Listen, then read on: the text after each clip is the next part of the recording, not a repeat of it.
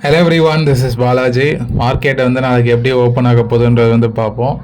Friday ஒரு fantastic move. சரி, ஒரு நாள் ஏறினா போதுமா பாலாஜி? அது கண்டினியூவாக ஏறினாலும் அது அப் ட்ரெண்ட் ஆகும்.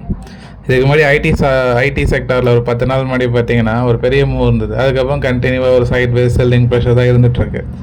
ஸோ இந்த ஏற்றம் பேங்க் நிஃப்டியோட பிரேக் அவுட்னால தான் வந்திருக்குன்றது நான் லாஸ்ட் வீடியோ சொல்லியிருந்தேன். இப்போ என்னென்னா, யூஎஸ் மார்க்கெட் எப்படி முடிஞ்சிருக்கு, கிஃப்ட் நிஃப்டி என்ன ஸ்டேட்டஸில் இருக்குது, நாளைக்கு எப்படி ஓப்பனிங் இருக்க போகிறது அந்த வீடியோ டிஸ்கஸ் பண்ண போகிறோம். அது இல்லாமல் இந்த ஈரான் பீஸ் டீல் முடிய போகுது அப்படின்றது ட்ரம்ப் தரப்புலேருந்து சொல்லிட்டு இருக்காங்க. ஆனால் அதுக்கு அகெயின்ஸ்டாக பார்த்தீங்கன்னா இல்லை நாங்கள் இன்னும் அதை பற்றி முடிவு பண்ணல அப்படின்ற மாதிரி ஈரான் சைட்லேருந்து ஒரு சைடு நியூஸ், என்டிடிவியில் ஒரு மாதிரி அவங்க சைட்லேருந்து தரப்பு மறுக்கிறாங்கன்னு சொல்கிறாங்க. இந்த சைடு பார்த்தீங்கன்னா இன்னொரு நியூஸ் சேனல் ட்ரம்ப் இன்றைக்குள்ளே சைன் ஆகிடும், பாகிஸ்தான் பிரைம் மினிஸ்டரே இதான் சொல்கிறாங்க. ஸோ இது முடிஞ்சிடும் அப்படின்ற மாதிரி. பட் எது உண்மைன்னு தெரியல. இது ஒரு முரண்பாடாகவே தான் லாஸ்ட் ஒரு மாதமாக இருந்துகிட்ருக்கு. பட் இது ஏதாவது ஒரு நியூஸ் கிரியேட் ஆகி அது கம்ப்ளீட்டாக முடிஞ்சால் மார்க்கெட் ரியாக்ட் பண்ணோம். பட் அது முடிகிற வரைக்கும் நிரந்தரம் கிடையாது. இது அப்படியே பேசிட்டே இருக்க வேண்டியதான். பட் நடந்ததுன்னா பாசிட்டிவ் ஓப்பனிங் சான்ஸ் இருக்குது. ஏஷியன் ஆக்சுவலாக யூஎஸ் மார்க்கெட் எல்லாமே பாசிட்டிவ் தான் முடிஞ்சிருக்கு. அன்றைக்கி 0.7% யூரோப்பியன் மார்க்கெட் எல்லாமே பாசிட்டிவ் தான். கிஃப்ட் நிஃப்டி ஃப்ளாட் நெகட்டிவில் முடிஞ்சிருக்கு. ஸோ நாளைக்கு ஏஷியன் மார்க்கெட் ஓப்பன் ஆகும்போது அது உங்களுக்கு ஓரளவுக்கு டேலி ஆகிடும். நாளைக்கு ஃப்ளாட் தான் சான்ஸ் இருக்குது. இப்போ இருக்க நிலைமை பார்த்திங்கன்னா ஃப்ளாட் ஓப்பனிங் தான் சான்ஸ் இருக்குது. நாளைக்கு பாருங்கள். பட் இருந்தாலும் இது லிமிட்டட் அப்சைட் தான். நான் நிஃப்டியோட லெவல் உள்ளே போகிறதுக்கு முன்னாடி இந்த சில கமெண்ட்ஸ்லாம் இருக்குது, அதை படிச்சிடுறேன். First large cap, mid cap, small cap okay bro, micro cap பற்றி சொல்லுங்கன்னு ஒருத்தர் கேட்டிருக்காரு, சுந்தர் அப்படின்றவர். ஸோ இந்த மைக்ரோ கேப்பை பொறுத்த வரைக்கும் பார்த்தீங்கன்னா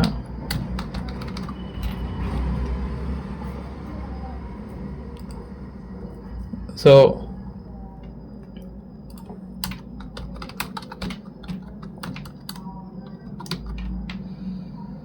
மைக்ரோ கேப் 250 இண்டெக்ஸு ஒரு ரெசிஸ்டன்ஸ் பக்கத்தில் தான் இருக்குது. மேபி அது பிரேக் அவுட் ஆச்சுன்னா ரேலி ஆகும்.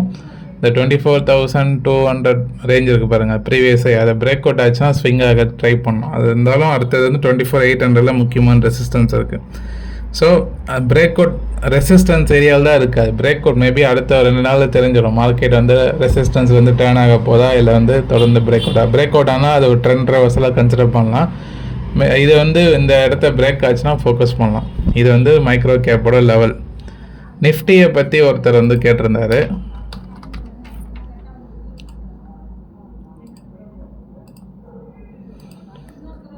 Master, you draw a downtrend line in Nifty. Now fourth swing is developing. You taught is in a class that every fourth swing 90% stocks or index will break. Will it break this time? What is the exact level in Nifty we should go for positional in stock and index? அப்படின்னு. அதாவது நிஃப்டியை பொறுத்த வரைக்கும் பார்த்தீங்கன்னா இந்த 4 swing சொல்கிறது என்னன்னா இதுதான். இந்த 4 ஹை வந்திருக்கு பார்த்தீங்களா, இது ஒரு ஸ்விங்ஸாக கன்சிடர் பண்ணலாம். இப்போ 4வது ஸ்விங் டெவலப் ஆகிட்டுருக்கு. இப்போ இந்த 23,800 கிராஸ் அடிச்சுன்னு வச்சிங்களேன், இந்த ட்ரெண்ட் முடிவுக்கு வருதுன்றது அர்த்தம். இங்கேருந்து ஒரு நல்ல டவுனு, அதுக்கப்புறம் ஒரு ரெக்கவரி, அதுக்கப்புறம் ஒரு அகெயின் ஒரு டவுன் ட்ரெண்டு. இப்போ இந்த ரெசிஸ்டன்ஸை உடைச்சுன்னா அடுத்த லெவலுக்கு ஸ்லோவாக மேலே போகும். பட் அதுக்கு இந்த இடத்த உடைக்கணும். அப் ட்ரெண்ட் ஆகிறதுக்கு 23,800 கிராஸ் ஆனால் தான் மைனர் டைமில் அப் ட்ரெண்ட் ஆகும். இல்லைன்னா திருப்பி இந்த ரெசிஸ்டன்ஸை தொட்டுட்டு கீழே வராமல் 23,800 பக்கத்தில் போயிட்டு கூட திரும்பிடலாம். ஸோ அதனால் லிமிடெட் அப்சைட். பேங்க் நிஃப்டி பரவாயில்ல நிஃப்டியை கம்பேர் பண்ணும்போது. பட் நிஃப்டி இன்னும் ப்ராப்பராக ஒரு புல்லிஷ் டெரிட்டரிக்கு போகலை. ஈவன் தோ ஃப்ரைடே ஒரு பெரிய மூவாக இருந்தாலும் ப்ரைஸ் ஆக்ஷனாக பார்க்கும்போது 23,800 ரெசிஸ்டன்ஸை பிரேக் அவுட் ஆகுதான்றது அப்கமிங் டேஸில் பார்க்க வேண்டியது இருக்குது. But chances are there, will see. ஏன்னா பேங்க் நிஃப்டி பிரேக் அவுட் ஆனால் அந்த மொமெண்டம் இருக்கும். பட் அது சஸ்டெயின் ஆகுதான்னு பார்க்கணும். சரவணா, ஐப்ரோ ஸ்டாக் பை செல்லுக்கு எந்த டைம் கரெக்டாக இருக்கும் for swing trade? Morning 10 AM அது ஈவினிங்? ஸ்விங் ட்ரேடை பொறுத்த வரைக்கும் நான் நிறைய டைம் கிளாஸஸில் சொல்லியிருக்கேன். செகண்ட் ஹாஃபில் தான் கரெக்டாக இருக்கும். Swing traders entry second half தான். ஆஃப்டர் 2 PM தான் கரெக்டாக இருக்கும். ஏன்னா க்ளோசிங் பார்த்துட்டு எடுக்கிறதுக்கு வசதியாக இருக்கும். Okay, right. அடுத்தது நமது பாரதம். ஆய் பாலாஜி வணக்கம். நான் ரிலையன்ஸ் கடந்த 1 வருடமாக ஸ்விங் ட்ரேடிங் எடுத்து வைத்துள்ளேன். 55,000 லாஸ் உள்ளேன். உங்கள் பார்வை என்ன? ஹோல்ட் பண்ணலாமா? ஆக்சுவலாக நான் அட்வைஸ்லாம் பண்ணக்கூடாது. யூடியூப்பில் இந்த மாதிரி அட்வைஸ்லாம் பண்ணவே கூடாது. பட் இருந்தாலும் அந்த சார்ட் இப்போ என்ன ஸ்டேட்டஸில் இருக்க மட்டும் சொல்கிறேன், நீங்கள் முடிவு பண்ணிக்கிங்க. ரிலையன்ஸ் வந்து இப்போ லாங் டேர்ம் சப்போர்ட்டில் இருக்குது. ஓகே, நான் அதை ஆல்ரெடி சொல்லியிருக்கேன், டெய்லி இந்த வீடியோஸ்லேயே சொல்லுவேன். 1240 ரொம்ப முக்கியமான support. Long term trend line support பக்கத்தில் போயிட்டு தான் இப்போ ரெக்கவரி ஆகிட்டுருக்கு. பேங்க் நிஃப்டி ஒரு சைடு ரெக்கவரி ஆகிறதுனால இப்போ ரிலையன்ஸ் வந்து இந்த இடத்த ஸ்ட்ராங்காக கிராஸ் ஆகணும். 1300 310 கிராஸ் ஆகிடுச்சு அப்படின்னா ஒரு மொமெண்டம் கொடுக்கும். ஸோ ஆல்ரெடி சப்போர்ட் ஏரியாவில் இருக்கனால நத்திங் டு வரி. ஸோ இந்த இடத்த கிராஸ் ஆனால் போதும். 1310 கிராஸ் ஆனால் ட்ரெண்ட் ஆக ஆரம்பிக்கும். வெயிட் பண்ணலாம், ஒன்றும் ப்ராப்ளம் கிடையாது. இப்போதைக்கு சப்போர்ட் ஏரியாவில் இருக்குது.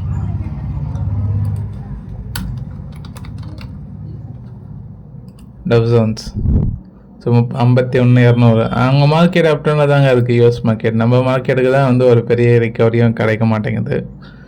ஒரு மாதிரி யாரும் அரைச்சிட்டே இருக்கிறாங்க. இன்னொருத்த டெல் அபவுட் கோல்டு. ரமேஷ், கோல்டை பற்றி சொல்கிறேன்.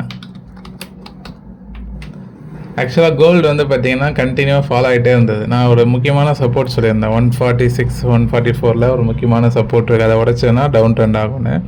அந்த இடத்துக்கு வந்ததுக்கப்புறம் லாஸ்ட் 2 டேஸாக ரிக்கவரி மோடில் தான் இருக்குது கோல்டு. நீங்கள் லாஸ்ட் 6 மந்த்தை அப்சர்வ் பண்ணிங்கன்னா இந்த போன இயர் வந்து சூப்பரான ரேலி கோல்டு.